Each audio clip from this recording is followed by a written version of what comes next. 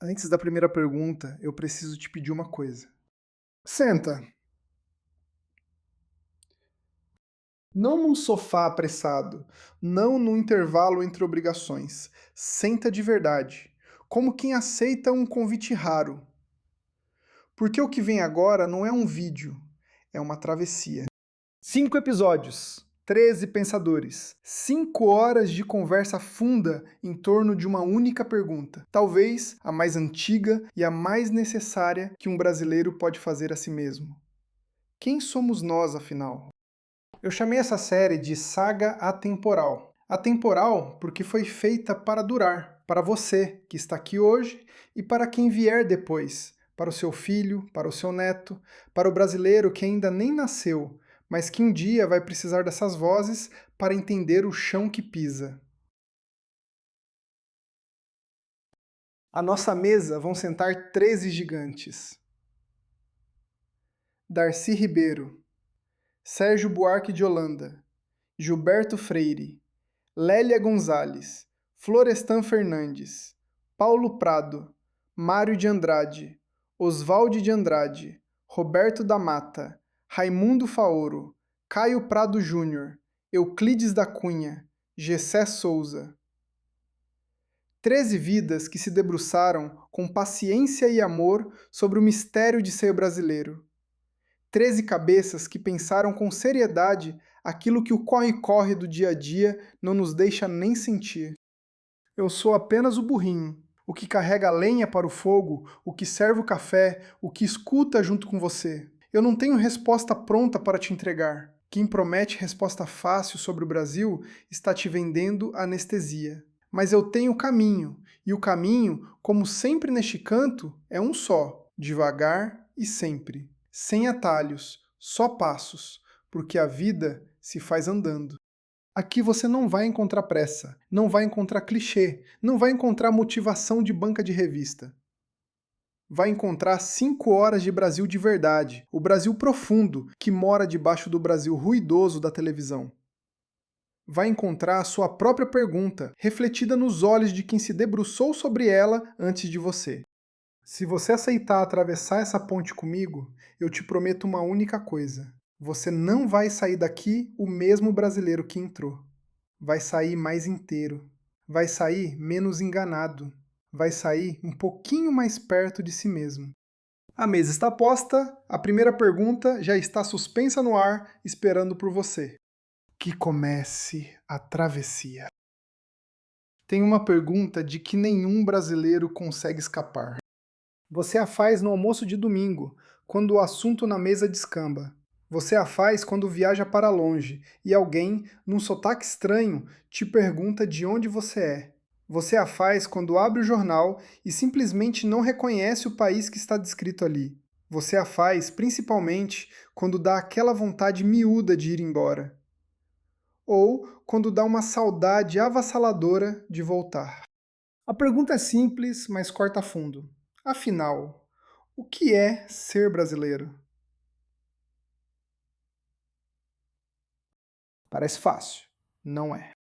Quando você puxa o fio dessa pergunta com o coração, sem o jeitinho de quem responde com clichê, sem a pressa de quem só quer fechar o assunto, ela te leva para a beira de um abismo de 525 anos. Um lugar onde moram povos que foram forçados a se deitar juntos, mas que nunca foram um só. Onde a história contada nos livros escolares encobre as dores para tentar salvar as aparências.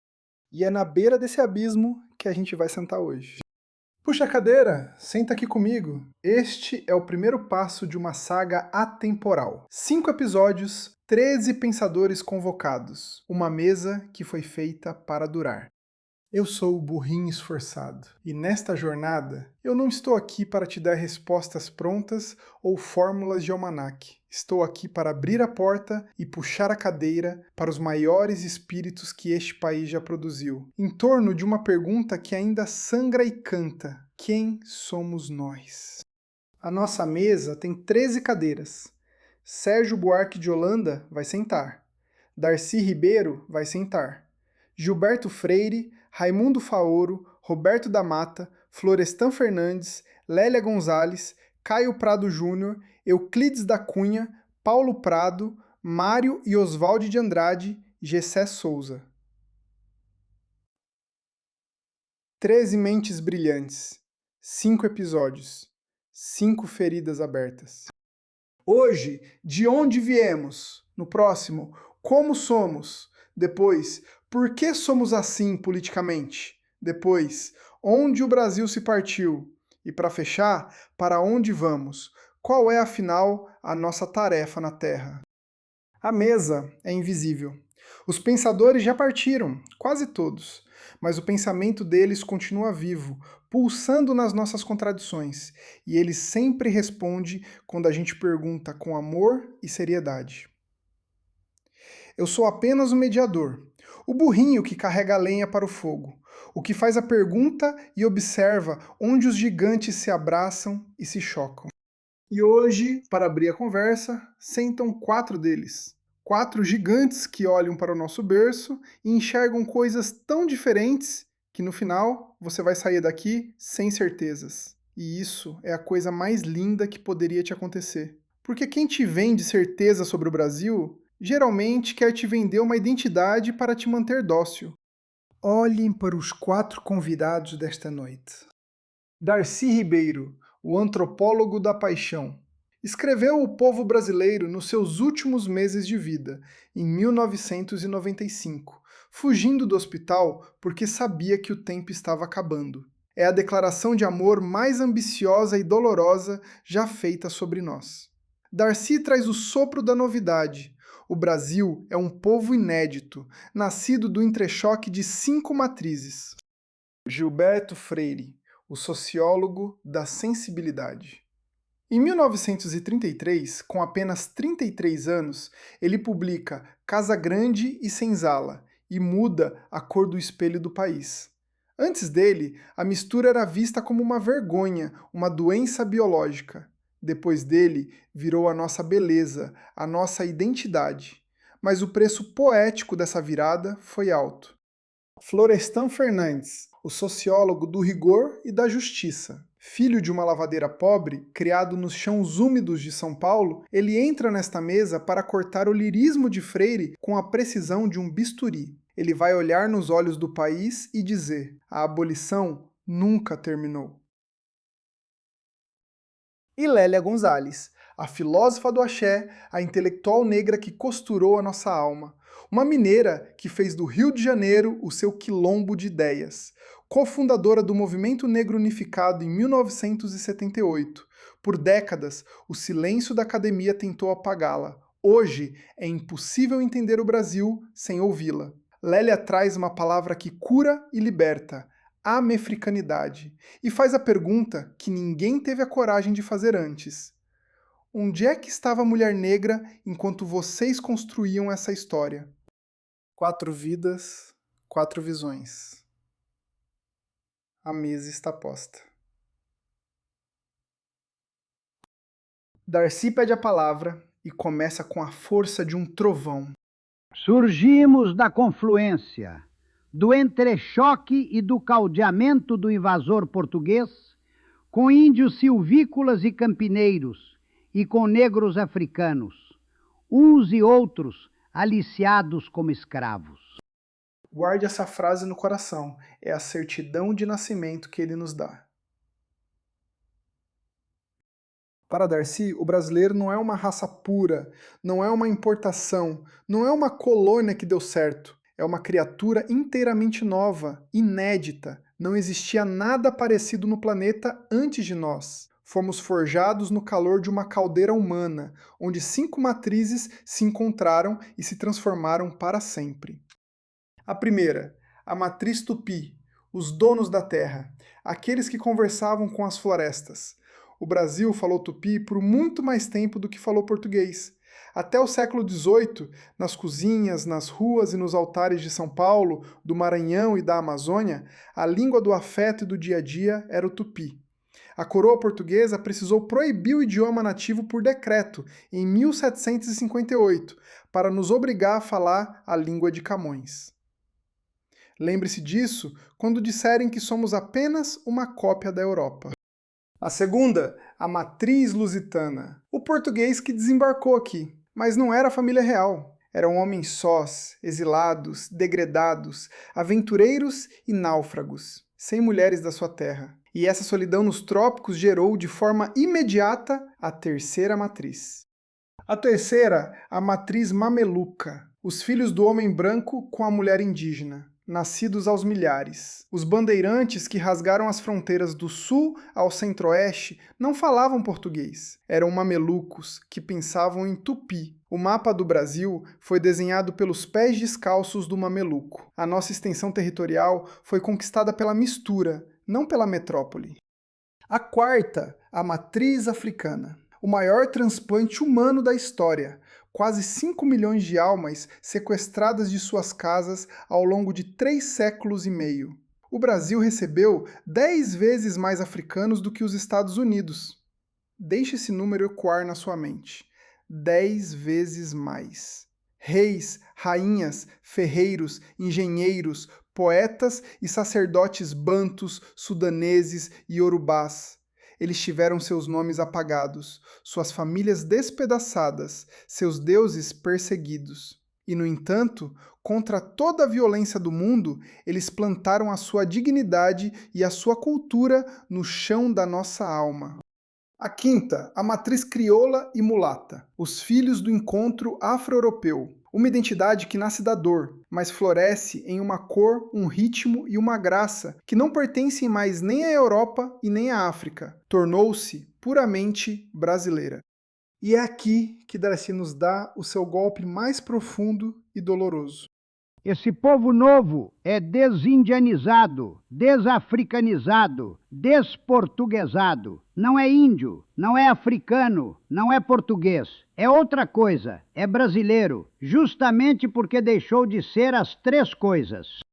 Compreende a beleza trágica disso? Darcy nos mostra que o brasileiro só nasce quando as suas matrizes originais aceitam morrer ou são trituradas. O indígena perdeu sua aldeia, o africano perdeu sua terra, o português perdeu sua Europa. O brasileiro não é a soma perfeita dessas partes. O brasileiro é a cicatriz linda que restou desse espanto. Nós somos o que renasceu das cinzas da colonização. Somos um povo em ser. Não estamos prontos, nunca estivemos. Estamos sendo. E essa nossa incompletude não é um defeito, é o nosso destino e a nossa grande chance. É de uma beleza que faz chorar. Para muitos, essa é a nossa explicação definitiva.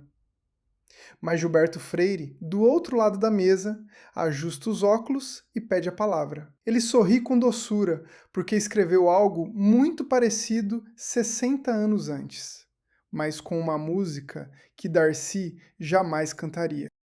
Pernambuco, outubro de 1933. Um jovem de 33 anos publica Casa Grande e Senzala. Para você entender o milagre desse livro, você precisa lembrar como o Brasil se olhava no espelho antes dele. Antes de 1933, a inteligência brasileira acreditava em uma tese cruel, a de que o Brasil não tinha futuro porque o seu sangue era impuro. A miscigenação era tratada pela ciência da época como uma degeneração, uma fraqueza biológica. Médicos e cientistas respeitados escreviam que a nossa única salvação seria embranquecer a população através da imigração europeia. Era uma política de Estado lavar a nossa pele. Você acha que é exagero? Estava escrito nos principais livros científicos do país. E então Gilberto Freire decide virar o espelho de cabeça para baixo. A nossa mistura não é o nosso castigo, é o nosso maior dom. Nós fomos capazes de criar uma civilização tropical única no planeta, tecida na intimidade, no equilíbrio de antagonismos entre a Casa Grande e a Senzala.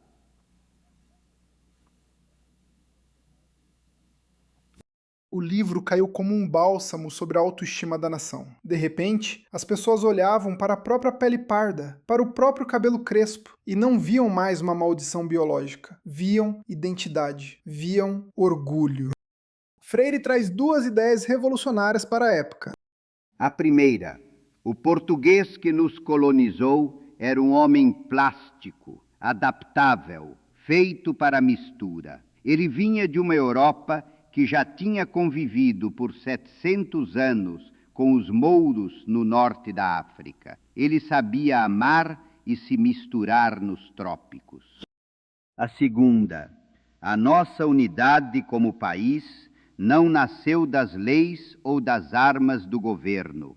Nasceu debaixo dos telhados coloniais, no calor dos afetos domésticos, na relação cotidiana entre o menino branco e a sua mãe preta de leite, nos quintais onde os filhos legítimos e os meio-irmãos gerados na senzala brincavam juntos. O Brasil foi gerado no aconchego do berço e do leito, antes de se tornar um Estado.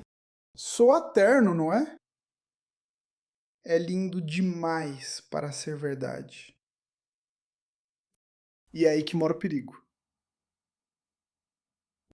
Porque ao tentar nos salvar do preconceito da ciência, Freire acabou jogando um véu de poesia sobre uma violência sem tamanho. A Casa Grande, na escrita dele, ganha tons de romance. O estupro sistemático das mulheres escravizadas é atenuado com o nome de intimidade. A escravidão brasileira passa a parecer mais doce, mais branda do que a dos outros países.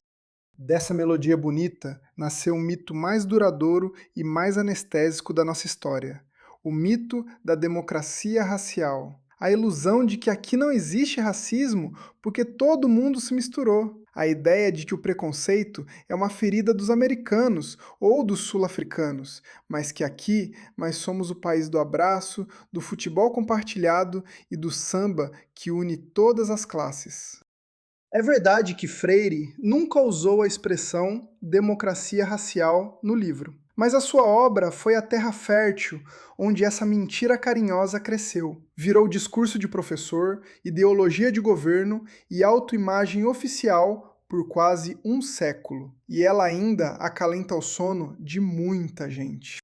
E é exatamente em cima dessa harmonia fingida que Florestan Fernandes, sentado à esquerda, com os punhos cerrados e o olhar firme, pede a palavra. E ele não veio para ninar ninguém. Florestan começa com a voz mansa, de quem sabe o valor do chão que pisa. Ele escolhe cada palavra como quem limpa uma ferida. Com a devida licença, mestre Freire, mas a senhora abolição nunca aboliu nada neste país. E a mesa silencia para ouvi-lo. Para compreender a autoridade de Florestan, você precisa saber de onde ele fala.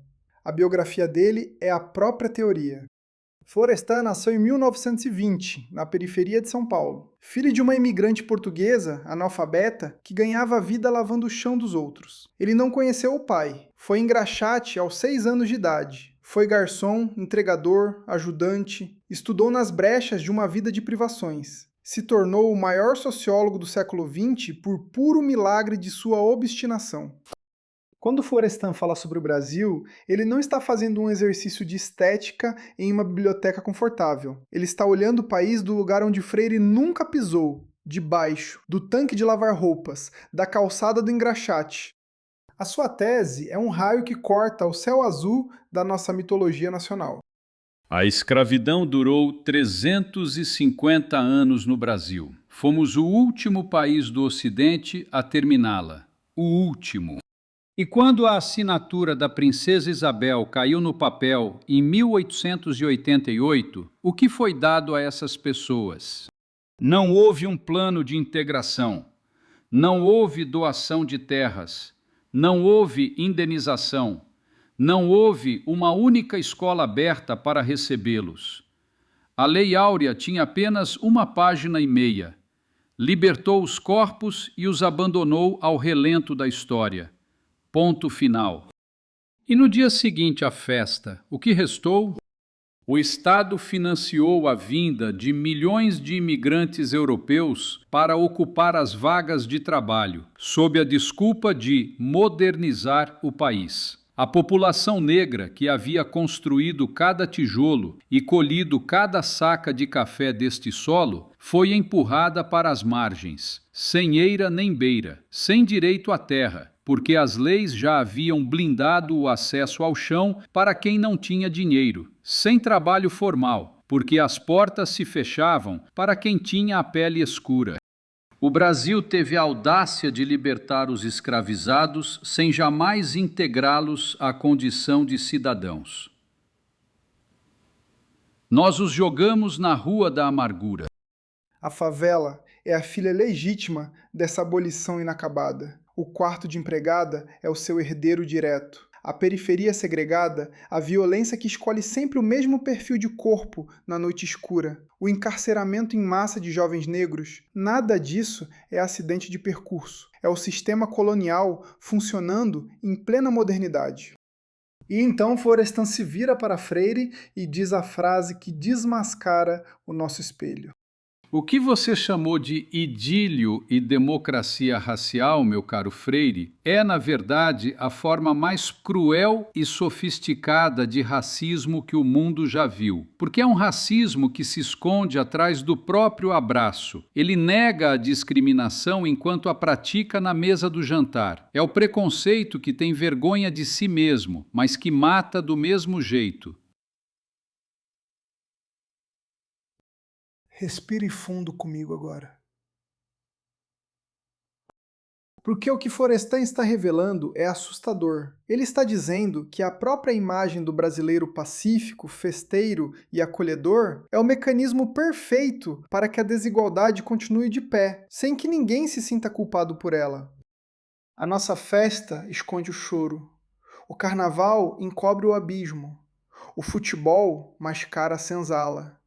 A frase "somos todos iguais" serve apenas para que os privilégios continuem intocados. Freire permanece em silêncio. Ele sabe que a lâmina de Florestan tocou na carne da verdade. E é nesse silêncio constrangido dos homens que uma quarta voz se levanta. Uma voz que a mesa brasileira passou séculos fingindo não ouvir. Lélia Gonzalez toma a palavra. Lélia entra na conversa com a postura de uma rainha soberana. Ela olha para os lados. 4 homens na mesa, 3 deles brancos, o quarto um branco que passou a vida defendendo os indígenas. Com licença, senhores, mas onde é que está a mulher negra na narrativa de vocês? Ela faz a pergunta com a elegância de quem dança e com o fogo de quem ilumina a escuridão. Lélia Gonzalez nasceu em 1935, a 18ª filha de uma família operária de Belo Horizonte. Aprendeu a ler o mundo enquanto limpava a poeira das bibliotecas. Se formou em filosofia, história e antropologia. Foi para as ruas. Construiu o movimento negro moderno, e quando a academia tentou ignorar o seu brilho, ela simplesmente reescreveu o mapa conceitual do país. Lélia não veio apenas para criticar, ela veio para curar a nossa cegueira, com 3 movimentos geniais. O primeiro é o ajuste de foco na denúncia de Florestan.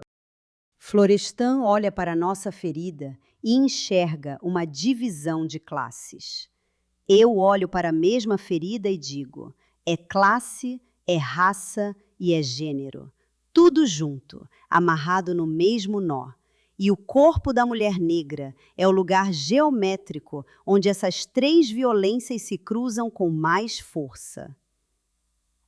A babá, a cozinheira, a empregada doméstica, aquelas que Freire descreveu com tanto lirismo romântico, são a prova viva de que a colônia nunca terminou.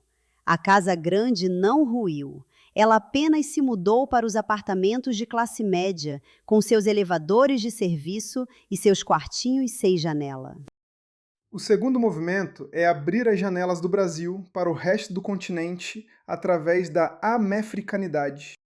Nós não somos uma ilha europeia perdida nos trópicos e nem uma extensão direta de Lisboa.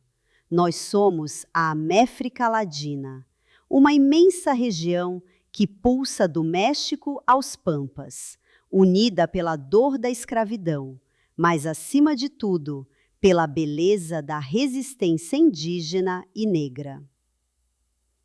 O Brasil é irmão de sangue do Haiti, de Cuba e da Colômbia. É esse pertencimento que nos devolve a nossa verdadeira dignidade no mapa do mundo.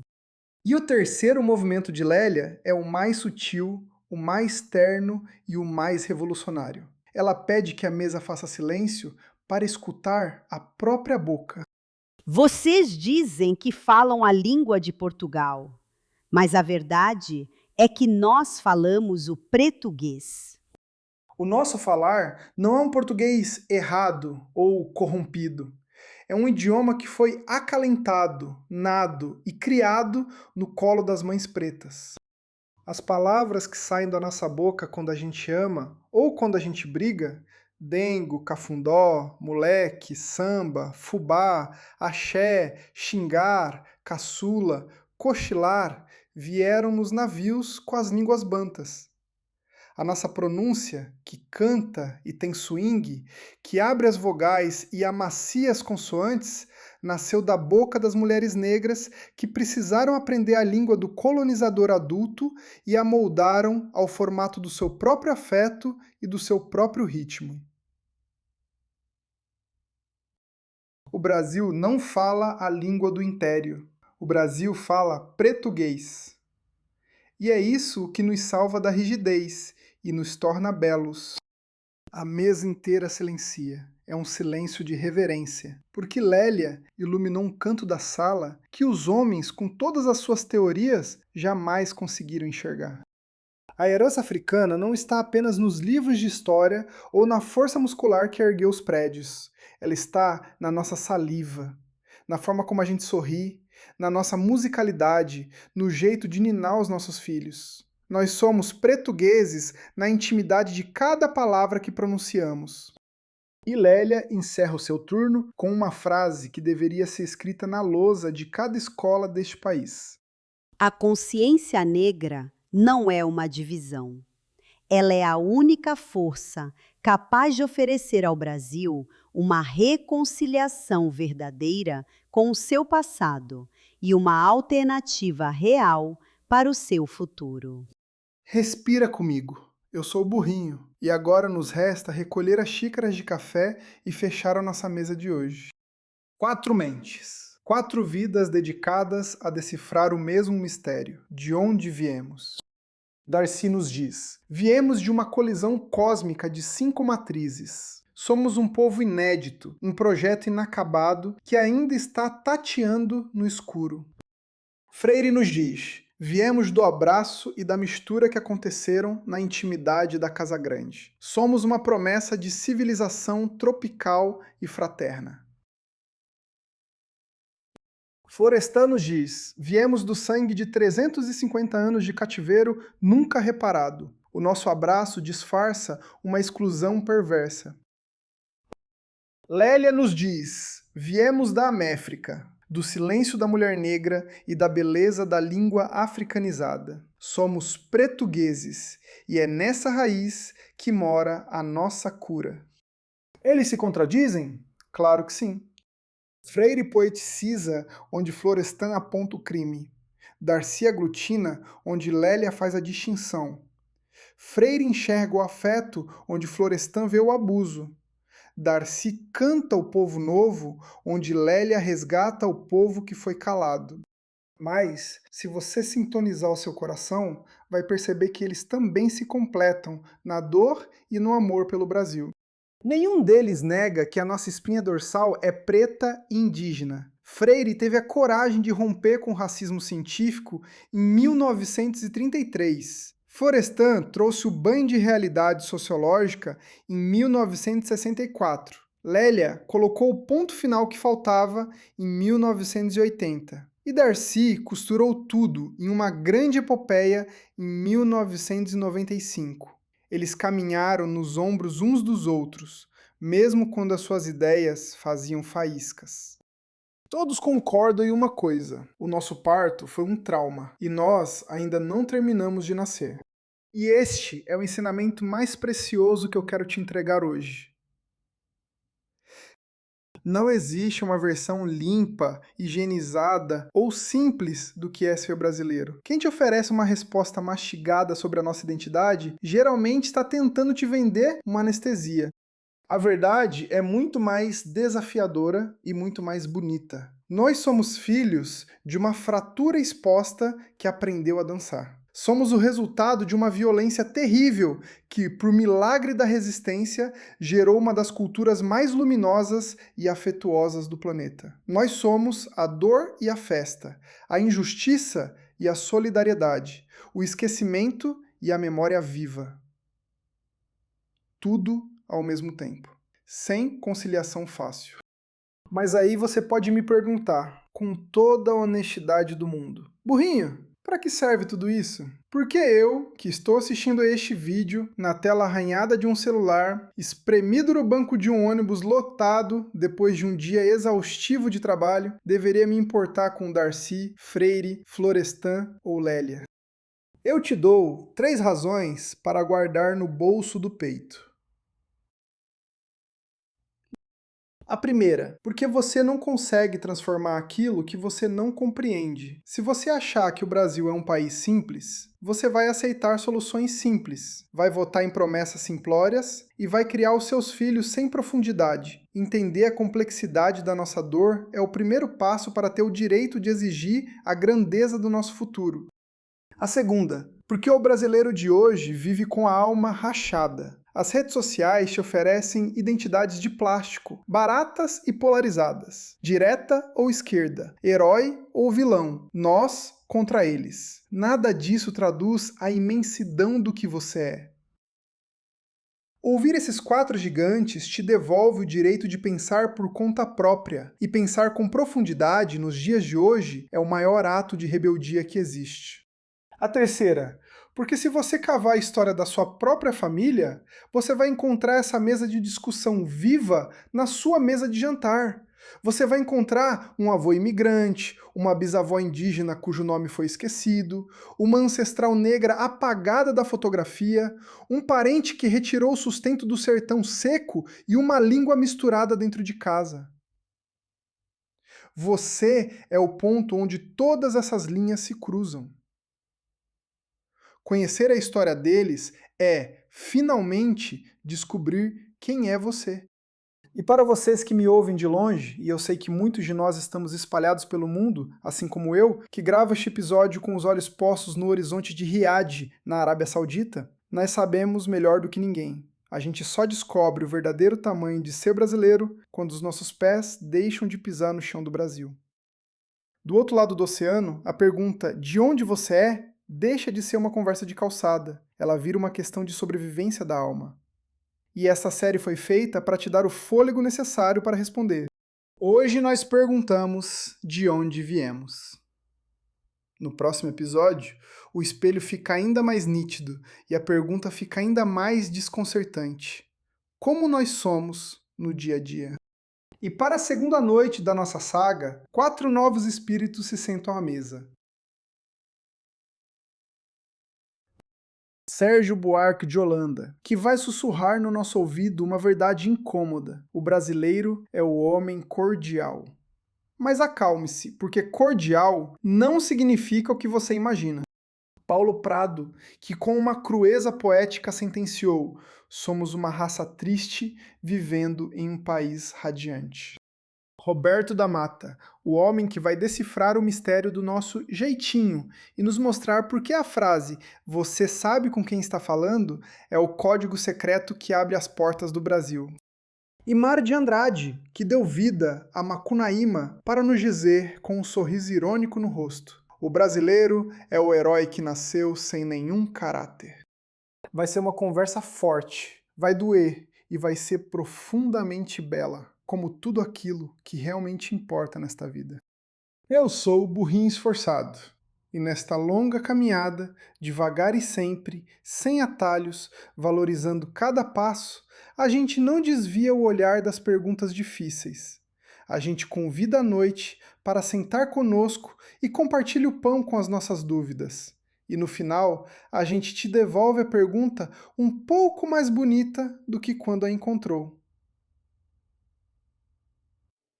Se este encontro tocou o teu coração, deixa aqui nos comentários a visão que mais ecoou no teu peito. A paixão de Darcy, a sensibilidade de Freire, a justiça de Florestan ou a sabedoria de Lélia. Eu vou ler cada palavra. E não se esqueça de se inscrever no canal. O próximo capítulo da nossa saga já está a caminho. Envie este episódio para aquele amigo que também precisa olhar para o Brasil com o coração limpo e mente aberta. Hoje, mais do que nunca, nós precisamos caminhar juntos. A gente se encontra logo ali na frente. Devagar e sempre.